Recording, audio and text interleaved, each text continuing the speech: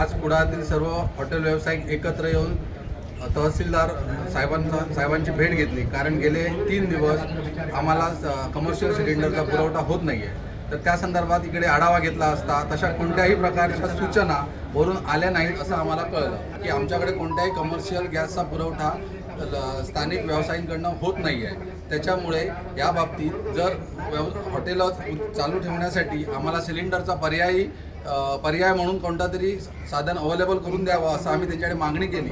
जर commercial cylinder किंवा हॉटेलसाठी कोणत्याही प्रकारचे सिलेंडर जर उपलब्ध नाही झाले तर मोठ्या प्रमाणावरती नुकसान हे हॉटेल व्यावसायिकांचं येत्या काळामध्ये होणार आहे. तर त्यामुळे आम्ही अशी मागणी केली आहे की तात्पुरत्या स्वरूपात घरगुती सिलेंडर हे हॉटेल व्यावसायिकांना वापरण्यात देण्यात यावे आणि आमच्यावर जो मोठ्या प्रमाणात अन्याय किंवा आमचं नुकसान होणार आहे त्यापासून आमचं रक्षण करावं.